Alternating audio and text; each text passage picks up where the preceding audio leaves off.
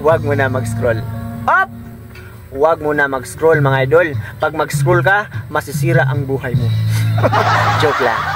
Reality ni nga storya. Realidad ni siya nga storya mga idol. Ang topic po natin ngayon mga idol is about kung ano ang update ni Boss Meta. So, kung baguhan pa lang po kayo sa aking video mga idol, please don't forget to subscribe and click notification bell para palagi po kayong updated sa aking mga video na i-upload doon sa Facebook, YouTube, and TikTok. So magpapatuloy po tayo mga idol. Ang topic po natin ngayon, kung ano ang update ni Boss Meta. Kasi po, nasasaktan ako mga idol sa nakikita ko sa gi-update ni Boss Meta, no? Starting, matod pa niya, starting on August 31, 2025, the current monetization programs for Facebook Reels, including ads on Reels, in-stream ads, and the performance bonus program will end, and creators will no longer be able to earn from them. So, dili ta mapanuri mga idol, napakasakit talagang isipin, no? Sino namang hindi masaktan na mawawala na yung content monetization, pero hindi yan totoo mga idol.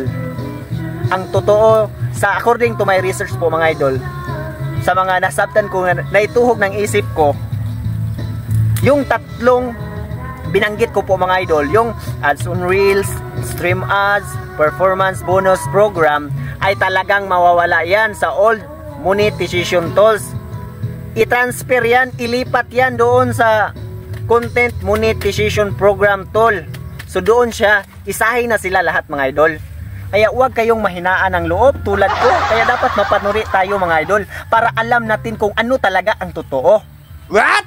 So advice ko po rin sa inyo mga idol, hindi lang po puro tayo upload ng mga video. Kahit po sabihin natin na eligible yung ating mga video na i-upload doon sa YouTube, Facebook, TikTok, pero wala naman tayong ginagawa like proper engagement po mga idol. Dapat yung dalawa ay magkasama talaga yan. Dapat mag-upload tayo palagi ng original videos at saka proper engagement po talaga mga idol. Dapat tapusin natin yung video na nakikita natin, yung pinapanood natin, at saka tayo mag-like, mag-comment, at saka mag-share.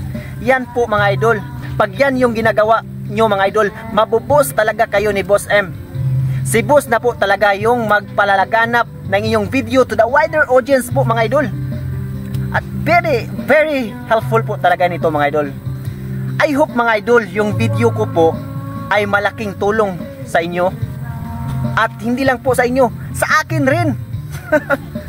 So, thanks for watching mga idol. And God bless to all. Bye-bye!